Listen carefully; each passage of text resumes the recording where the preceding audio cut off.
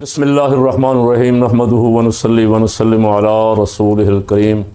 تمام دیکھنے اور سننے والوں کو السلام علیکم ورحمۃ اللہ وبرکاتہ۔ اللہ پاک حضور سید عالم صلی اللہ علیہ وسلم کی ساری امت کی خیر فرمائے اور نیا اسلامی سال سب کو مبارک فرمائے۔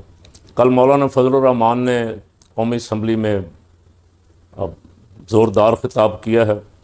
مولانا کبھی کبھی بولتے ہیں جب تو بڑی جرت سے بولتے ہیں اور حکمرانوں کو آئینہ دکھانے کی کوشش کرتے ہیں اور حکمرانوں کے سرپرستوں کو بھی کچھ نہ کچھ عرض کرتے ہیں، لیکن کچھ سنتا نہیں ہے۔ کل مولانا نے کہا کہ ایک بندے کو جیل میں بند رکھنے کی ضد کر کے پورے ملک کی معیشت کا ستیہ ناش کر لیا، تم نے پورے ملک کے امن و امان کا ستیہ ناش کر لیا۔ اس کو رہا کرو، کون سی قیامت آ جائے گی؟ اور اگر آپ کو یاد ہو، فقیر کی آواز بہت کمزور اور نحیف ہے مولانا کے مقابلے میں، تو میں بہت پہلے یہ بات عرض کر چکا ہوں۔ ایک آدمی پہلے بھی باہر تھا تو کیا اس نے کیا انقلاب برپا کر دیا تھا باہر بیٹھ کے؟ اب وہ اندر ہے، جب وہ باہر تھا تو اتنے لوگ اس کے ساتھ نہیں تھے جتنے اب ہیں جب وہ اندر ہے۔ جب سے اب جو اس کے ساتھ نہیں تھے وہ بھی اس کے ساتھ ہو گئے، اس لیے کہ وہ حکمرانوں کی جال سازیاں، دھوکہ بازیاں اور کرتوتیں دیکھ دیکھ کے کہ یہ پاکستان چلا رہے ہیں، پاکستان تباہ کر رہے ہیں، قوم کو دھوکہ دے رہے ہیں، جھوٹ بول رہے ہیں۔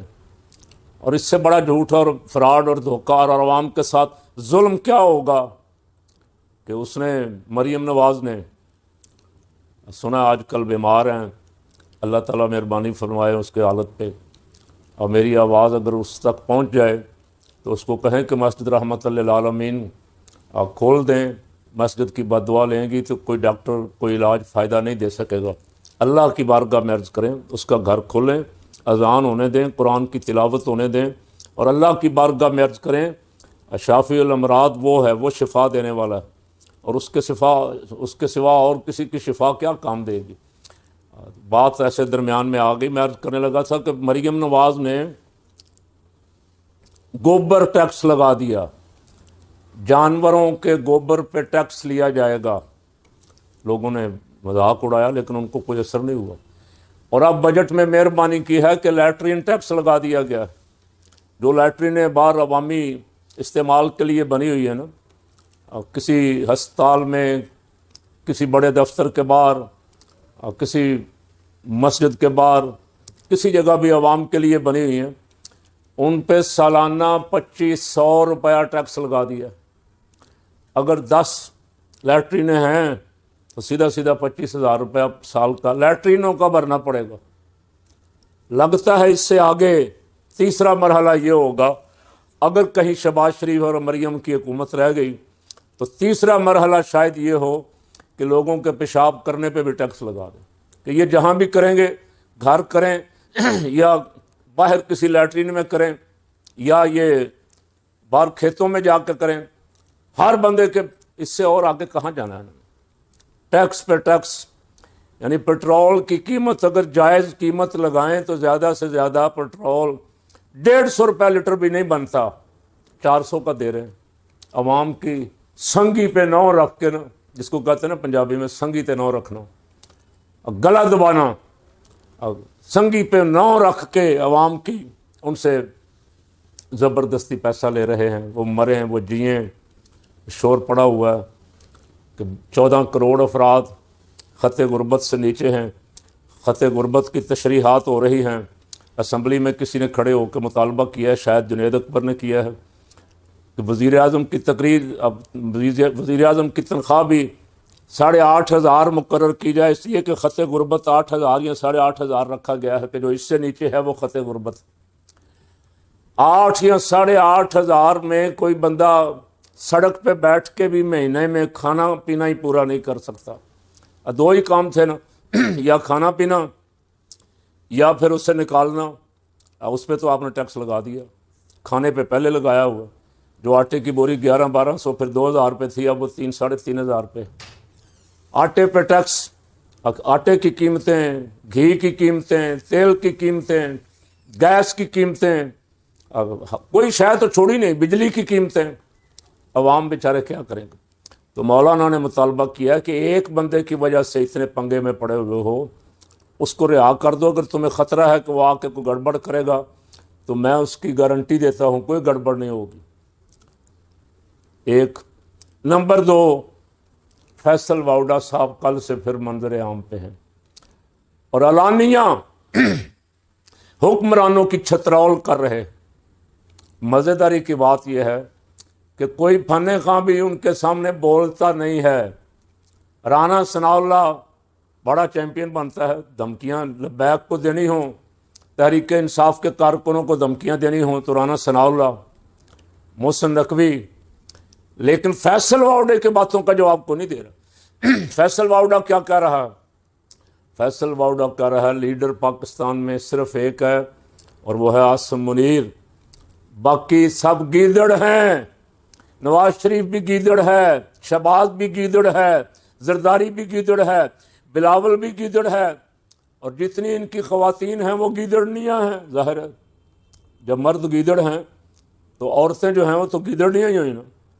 تو یہ فیصل واؤڈا صاحب کل سے میڈیا پہ چھائے ہوئے ہیں، وہ مہینے دو مہینے بعد نکلتے ہیں یا لائے جاتے ہیں اور پھر بولتے ہیں اور دل کھول کے بولتے ہیں۔ انہوں نے پیشن گوئی فرمائی ہے کہ یہ چند دن تک سب حکمران اور اپوزیشن ایک کنٹینر پر ہوں گے یا ایک کنٹینر میں ہوں گے، یا اوپر ہوں گے یا اندر ہوں گے۔ یہ پیشن گوئی فیصل واؤڈا صاحب نے فرمائی، اور دو تین کالموں کی بڑی شہرت ہے کئی دنوں سے، جو خبر دے رہے ہیں کہ یہ جانے والے ہیں۔ یہ جنازے ہیں جو اسٹیبلشمنٹ اٹھا کے پھر رہی ہے، کب تک اٹھا کے پھرے گی؟ جس دن اسٹیبلشمنٹ والوں کے کندھے تھک گئے وہ یہ جنازے نیچے پھینک دیں گے۔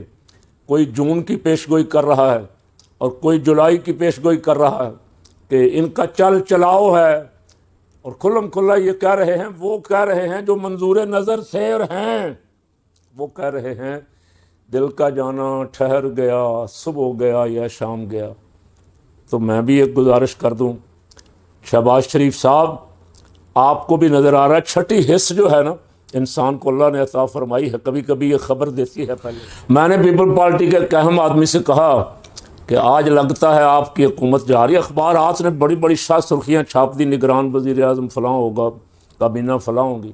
انہوں نے کہا نہیں جی، سوال ہی پیدا نہیں ہوتا، آج ہی تو اسحاق خان سے بے نظیر کی ملاقات ہوئی ہے اور انہوں نے کہا کوئی مسئلہ نہیں ہے کوئی۔ لیکن رات کو وہ جو خبر اخباروں میں چھپ چکی تھی اس پہ عمل درآمد ہوا، حکومت 58(2)B سے اڑا دی گئی اور قومی حکومت پتہ نہیں ہے نگران حکومت بنا دی گئی۔ تو جب زبان خلق چاروں طرف سے کہنا شروع ہو جائے، زبان خلق یہ کہے کہ ٹائم ختم ہو گیا، شہباز صاحب آپ کے اپنے بھی کہہ رہے ہیں، بیگانے بھی کہہ رہے ہیں، اور جن سے آپ نے 2.5 سال کا وعدہ کیا تھا پی پی والوں سے، بلاول سے، کہ 2.5 سال میں وزیر اعظم 2.5 سال تم، وہ تیاری پکڑ رہے ہیں، شیروانی وغیرہ سلوا کے بیٹھے ہوئے ہیں۔ آپ اب چھوڑنے کے لیے تیار نہیں، آپ اب سمجھتے ہیں میں ٹرمپ کا منظور نظر ہوں، میں محبوب ترین وزیر اعظم ہوں، مجھے تو کوئی دنیا کی طاقت ہلا ہی نہیں سکتی۔ لیکن یہاں جاتے ہوئے شہباز شریف صاحب آپ بہت سرد گرم دیکھ چکے ہیں، جاتے ہوئے پتہ بھی نہیں چلتا۔ ہم رات جب سوتے ہیں خبریں سن کے تو وزیر اعظم چھوڑتے ہیں، صبح پتہ چلتا ہے کہ وہ وزیر اعظم جیل میں ہے اور چیف ایگزیکٹو کوئی اور آ گیا ہے۔ تو آپ جاتے جاتے کوئی اچھے کام کر جائیں۔ ایک کام یہ کریں، فقیر کی بات مانیں، جو ناحق آپ نے پکڑے ہوئے ہیں نا، ان کا تعلق کسی جماعت سے ہو، تحریک انصاف کے ہیں زیادہ، تحریک لبیک کے ہیں، ان کو رہا کرنے کا اعلان کر دیں، ان کے پرچے واپس لے لیں، اور جو عدالت کا بیڑا غرق کرنے کے لیے آپ نے ترامیم کی ہیں ان ترامیم کو اڑائیں، اس لیے کہ اب آپ کو تو کوئی فائدہ نہیں ہوگا، نہ کوئی ترمیم بچائے گی نہ کوئی عدالت آپ کو بچائے گی۔ آپ نے عدالتوں کا بھی بٹھا دیا، اور اسمبلیوں کا تو آپ نے جو حال کیا ہے، کل سپیکر صاحب کہہ رہے تھے کہ میں پروڈکشن آرڈر جاری کر دیتا ہوں۔ سپیکر صاحب آپ کی کسٹڈی سے قومی اسمبلی کی حدود سے بندے اٹھا کے لے جائے گئے، آپ پھٹے منہ بھی نہیں کہہ سکے۔ اسمبلی میں جو تقریریں ہو رہی ہیں ایم کیو ایم والے ایک صاحب تو کھلم کھلا کہہ رہے تھے کہ ان کو رعایت بہت مل چکی، ان چوروں کو، لٹیروں کو، ڈاکوؤں کو، کرپٹ مافیا کو اسمبلی کے دروازے پہ لٹکائیں، قوم کی ان سے جان چھڑائیں اور آپ آ جائیں، کھلم کھلا کہہ رہے تھے۔ کس کو کہہ رہے تھے یہ آپ سمجھ گئے ہیں۔ یہ حال کر دیا ہے پیپل پارٹی اور نون لیگ نے، اسمبلیوں کا یہ حال کر دیا کہ اسمبلی ممبران اسمبلی میں کھڑے ہو کے رو رہے ہیں، سپیکر صاحب میری بچیوں کو اٹھا کے لے گیا، میری بیوی کو اٹھا کے لے گیا، میری چار دیواری کا تقدس پامال کی۔ سپیکر کچھ نہیں کر سکتا۔ سپیکر کہتا ہے آپ کا ٹائم ختم ہو گیا۔ محمود اچکزئی بولنا شروع کرتا ہے، جتنا میڈیا ہے سرکاری فوراً اس کو آرڈر آ جاتا ہے اس کی تقریر نشر نہیں ہونی چاہیے، اور جب کوئی مرضی کے خلاف سپیکر صاحب دیکھتے ہیں یہ بات مرضی کے خلاف ہے تو سپیکر صاحب سپیکر بند کر دیتے ہیں اس ممبر کا۔ تو جب آپ نے اسمبلیوں کا بھی یہ حال کر دیا ہے تو ویسے برائے نام لوگوں کو کیوں دھوکہ دے رہے ہیں کہ اسمبلی نے یہ بجٹ پیش کیا ہے، اسمبلی نے یہ فیصلہ کیا ہے، اسمبلی نے وہ فیصلہ کیا ہے۔ کوئی ایک بھی نہیں بولا تم میں سے، 300-350 کی اسمبلی میں سے کوئی ایک بھی نہیں بولا کہ خدا کا خوف کرو، لیٹرینوں پر ٹیکس لگا رہے ہو، گوبر پہ ٹیکس لگا رہے ہو، کیا کرنا چاہتے ہو آخر عوام کے ساتھ۔ تو یہ کام جتنی جلدی ہو سکے میاں صاحب، میری فقیر کا آپ کو مشورہ ہے کہ آپ ان کو واپس لے لیں، پیٹرول کی قیمتیں بھی واپس لے آئیں جہاں سے آپ نے اٹھائی تھیں۔ آپ کا چل چلاؤ ہے، ایسا نہ ہو کہ یہ پیسہ کوئی اور کمائے اور بد دعائیں آپ کو ملتی رہیں۔ اللہ تعالیٰ اس ملک پہ رحم فرمائے۔